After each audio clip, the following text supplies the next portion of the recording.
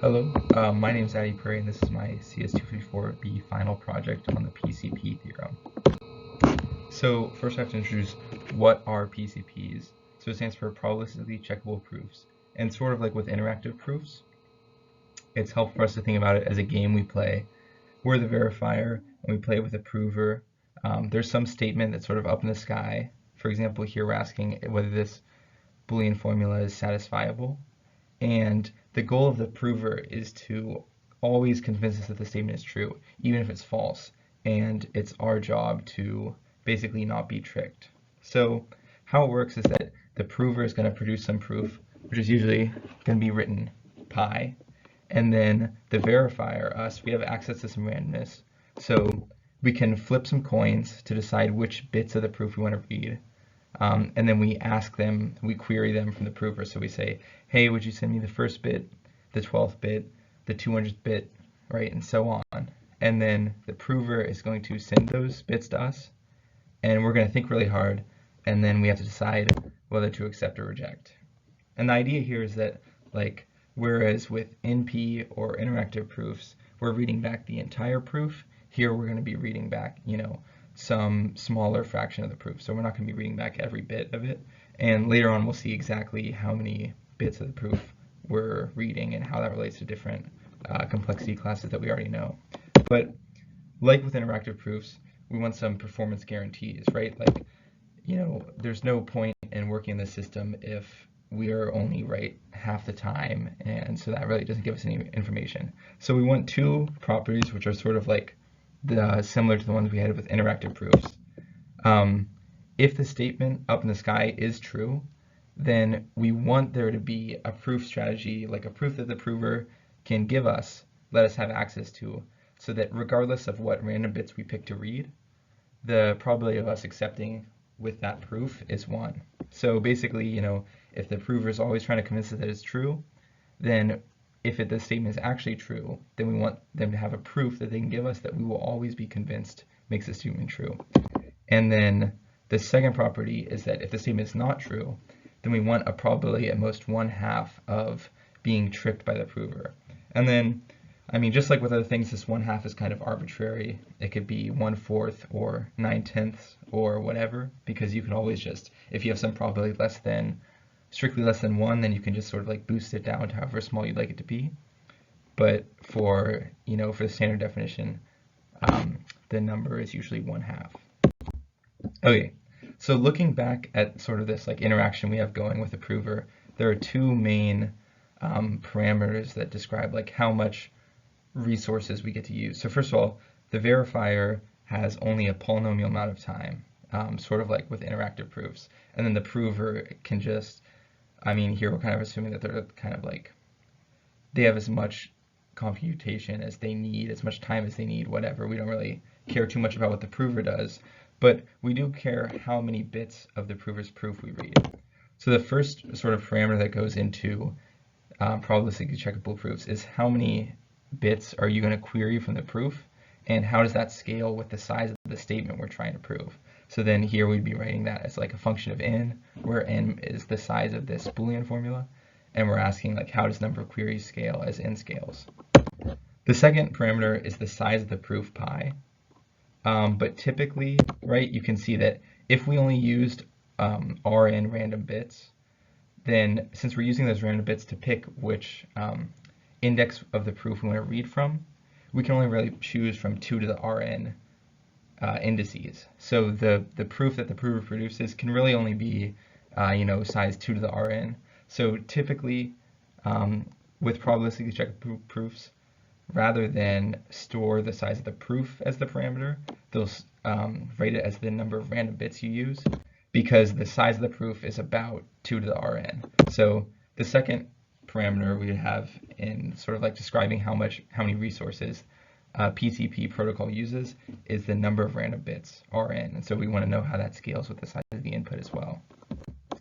So putting those together, we have like a new definition where we have a new class of languages. We'll say that like some language L is in PCP RNQN if there's a PCP protocol deciding L using order rn random bits and order qn queries.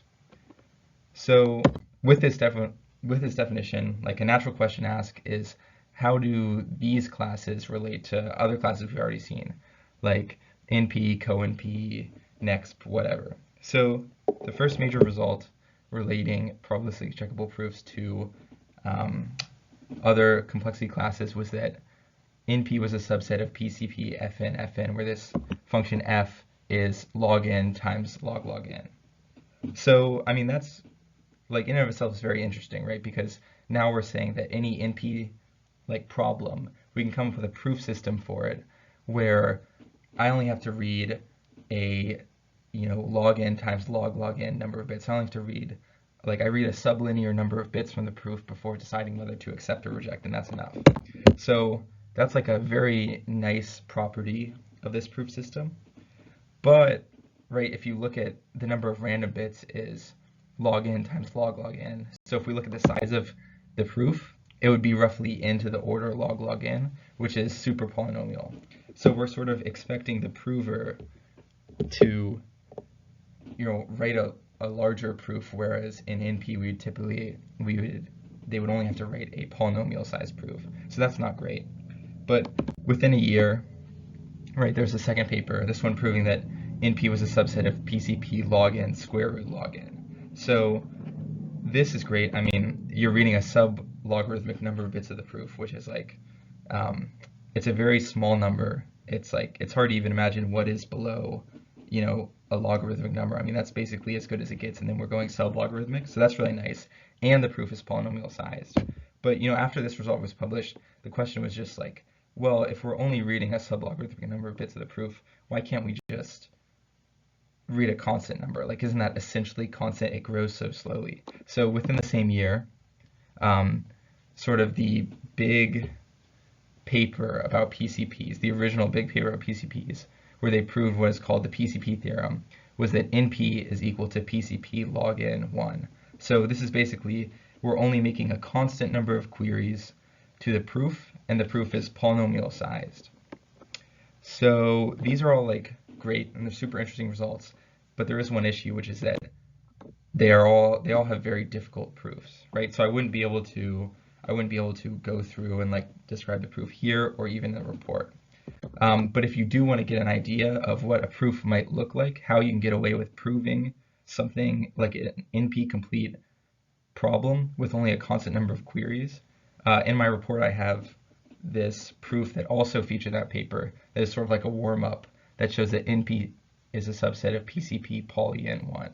So the proof that the prover produces is like exponentially sized versus the polynomial sized one in the full PCP theorem. But you're still only reading a constant number of bits. So I still think it's super interesting, and it builds off a lot of ideas that are like feature in the full proof of the PCP theorem.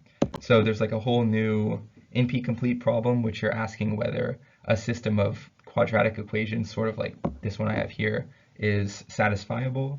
And it builds off a lot of ideas and like error correcting codes with like linear functions. And what you essentially, if you want to get like a high level idea of like how this is even possible, the idea is that like with a typical proof, what would we do? We would ask the prover to come up with an assignment to this set of equations, and then they would send us all of those, and we would be able to like verify that it assigns every single equation.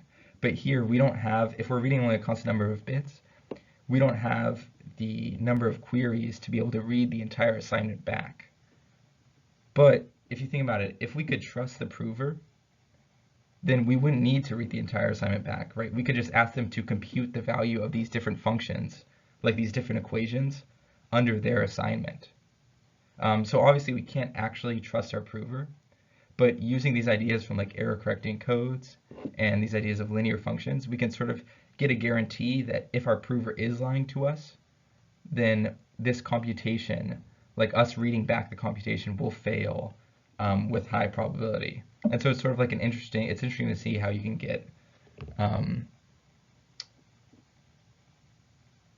get like your prover to compute things for you. Okay, anyway, so this is all super interesting stuff, right? Like, it's nice to see a new characterization of NP, but why else do we care, right? Like, what was sort of like the motivation behind this? Why were people even looking at PCPs? And like, what was the reasoning behind introducing these ideas? So if you look at the first page of this paper here, it's titled Proof Verification and the Hardness of Approximation Problems. So what they noticed was that probabilistically checkable proofs have connections to approximation algorithms. And so to discuss that, we kind of have to ask, what kind of approximation do we mean? So we talked about it in class a little bit. We had different ideas of what it means to approximate an NP-hard problem. We said like, oh, maybe you give me a distribution over possible problem instances, and I can answer most of the problems, or I can answer most of the instances in that problem, and except for maybe like a few hard ones that require exponential time, but other than that, the majority of instances can be solved in polynomial time. And we also talked about things like with 3SAT, like can you find an assignment that satisfies 7/8 of the clause, or can you find maybe a vertex cover that isn't the minimal vertex cover, but which is like within some constant size of the minimal vertex cover. And so the kind of approximation we're talking about here is sort of more like that with 3SAT. So like we have a definition here for a 3CNF formula. The value of it is the largest fraction of the clauses that are satisfiable at once.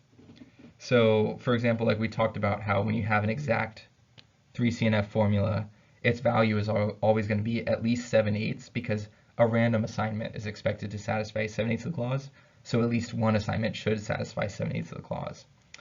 And then likewise, if you have like a formula that's in 3SAT, so it's completely satisfiable, then its value is going to be 1. Because, right, there's an assignment that satisfies all the clauses. That means like a 1 out of 1 fraction of all the clauses are satisfiable at once. It's kind of just like a natural thing. And then if you have a formula which is not satisfiable, it's not in 3SAT, then any assignment won't satisfy all the clauses. So the val of it has to be, you know, strictly less than 1. It's some number, we don't know exactly what, but it's strictly less than 1. So the idea here, when we talk about approximation, is that we're going to make the question of deciding 3SAT a little bit easier for us by giving the decider some room. So rather than asking them, well, is it completely satisfiable or is it completely unsatisfiable? We'll ask the question, you know, are 8/10 of the clauses satisfiable, are 9/10 of the clauses satisfiable, are whatever, or is it, you know, is the value lower than that? And so by asking that question, we give it a little more wiggle room because obviously we still have the case where, you know, if it's satisfiable, its value is going to be 1, so its value would be greater than some rho. But if it's not satisfiable, then we give it a little bit of like wiggle room to still like let those through. So we'll say that a polytime algorithm A is a row approximation for 3SAT if for every 3CNF formula, if the value of that formula is greater than or equal to rho, then you output 1, and if it's less than rho, then you output 0.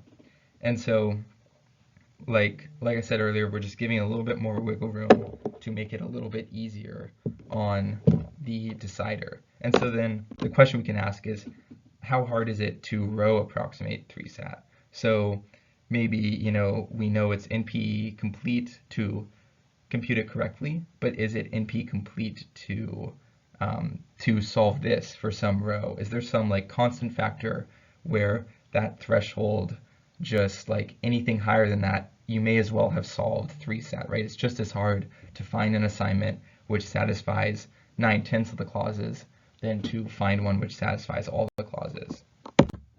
So that's the question we have, and the answer is that using the PCP theorem, we can definitively say that there exists some rho between 0 and 1, so that P is equal to NP if and only if 3SAT has a polytime rho approximation algorithm. Or in other words, you would say maybe that rho approximating 3SAT is NP hard for some rho. Okay, and our strategy for proving this is to find this sort of polynomial time reduction F, which takes in 3CNF formulas and spits out a new 3CNF formula where if the original formula was satisfiable, then our new one will also be satisfiable, so its value will be 1. But if our original formula was not satisfiable, then the value of our new formula will be strictly less than rho. And so why does this suffice to prove this theorem above? Well, all we'd have to do is, if there exists some row approximation algorithm, A, let's call it, right? Then we can decide 3-sat effectively by just taking a formula, plugging it into F, and then plugging that into A. And that'll distinguish between these two cases, which we can see would then distinguish between like the two cases on the left. And that means that we can effectively decide 3-sat in polynomial time. Okay, so our new goal is to construct this F, right? And let's look back at sort of the interaction between our prover and our verifier. So the first thing we note is that, let's say we fix the random bits that we're feeding our verifier, right? In this case, V has it's not acting randomly at all, right? It acts completely deterministically. So it's going to read some constant k number of bits of the proof, and then it's going to decide whether to accept or reject. So what we're going to do is we're going to have this V sub phi r of pi, whatever. It's going to represent how the verifier acts when we fix the random bits that it has to some string r in 0, 1 to the order log n. So it's some order log n length string, and we're going to feed those random bits to the verifier, and we're going to say how does it act. And the point is that regardless of what the proof is or what the formula is fixed, regardless of what the proof is, this is always going to act. It's always going to read the same bits from the proof. It's a function of a constant number of fixed bits of pi. And there are 2 to the order log n, which is like roughly poly n many choices of r. Okay, so just noting those down below, right?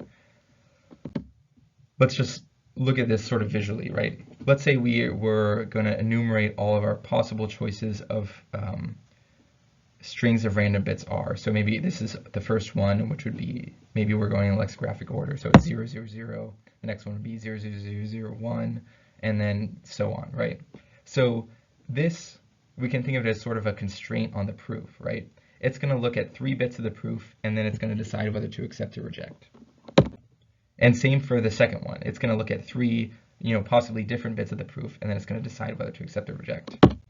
And then all the way on the third one, the fourth one, all the way to this like polynomial number of choices of random bits. Each one is sort of a constraint acting on our proof. It's a function of just a constant number of bits, and it's going to either spit out a 1 or spit out a 0. And then let's remind ourselves about some of our properties of PCPs, right? So we have the completeness thing, which is that if the formula is satisfiable, then there exists some proof, so that the probability of the verifier accepting is equal to 1. And then if the formula is not satisfiable, then regardless of what proof they give us, the probability of us accepting is going to be no greater than 1/2. Okay, so the key here is that both these probabilities are over these random choices R1, R2, R3, R poly n, right? So what this tells us is that if this original formula, which we've plugged into F, is satisfiable, then there exists some proof pi so that all of these constraints are equal to 1. All this v phi r1, v phi r2, and so on, all of these would output 1. So if the formula is in 3-sat, then there exists some proof so that all these constraints hold. And then on the other hand, if the formula is not in 3-sat, then regardless of what proof they give us, at least half of these constraints have to fail. So then, I can't go into all the details here. You can read more about this in my report where it goes into a little more detail and just completes the proof. But the idea is that we can represent each of these constraints with 3 CNF formulas. So then what we're basically saying is that if our original formula was satisfiable, then I'll spit out, an OR of a bunch of different 3 CNFs. So together it makes one big 3 CNF that is satisfiable, right? Because if the original was satisfiable, then there exists some assignment to all the bits in the proof so that all of these constraints hold, which is to say that, all of the clauses in our corresponding 3 CNFs are true, whatever exactly, like when you get into the fine details, whatever exactly that means, right? Whereas if the original formula was not in 3SAT, then at least half of these 3 CNFs will not be satisfied by any assignment to these bits pi1, pi2, pi3, and so on. So then, the key here is that these CNFs that we produce for each of these constraints, they're a function of some constant number of bits of pi. So they require, they're a constant size. And so when we come up with an equivalent CNF, or an equivalent 3 CNF, it's constantly sized as well. So I can't get into the full details, but when you work it out, right, let's say that the verifier uses some constant k number of queries. Then the row we end up getting that makes this reduction f work is 1 minus 1 over 2 to the 2k plus 1. So, it doesn't leave too much of a margin for approximation, but it still does give us sort of like that first very nice result that approximating 3SAT in this way is going to be NP hard. Okay, so wrapping up, right? We saw what probabilistically checkable proofs were, and we saw how it was a new characterization of the class NP. And we saw also how it connected to approximation. So for rho is equal to 1 minus 1 over 2 to the 2k plus 1, for k is the number of queries that our verifier makes, it is NP hard to rho approximate 3SAT. This is just like an interesting note, but the original PCP theorem used about 10 to the 6 queries. So with that, we would have rho is equal to 1 minus 1 over 2 to the 2 million, which is not great because that means that the gap in approximation, where we allow ourselves to make an error and maybe not properly distinguish between two, like a formula which is completely satisfiable and one which is, whatever this is, 99.9999% satisfiable. It only kicks in once you have a 2 to the 2 million clause CNF. So to put things in perspective, right, there are 2 to the 272 atoms in the universe. So this is not at all practical, but it's still very interesting in theory. And constants are something that we can optimize, and as we saw in class, right, more optimized results. We're able to get this down to 7/8 plus epsilon. So this is a very good start. It was sort of like the theoretical breakthrough to see some hardness of approximation results, and then later on I was able to get optimized down to what we actually know is a sharp transition, where you go from easily being able to find 7/8 satisfiable assignments to 3SAT formulas to it being NP hard to approximate it past that. All right, thank you for watching.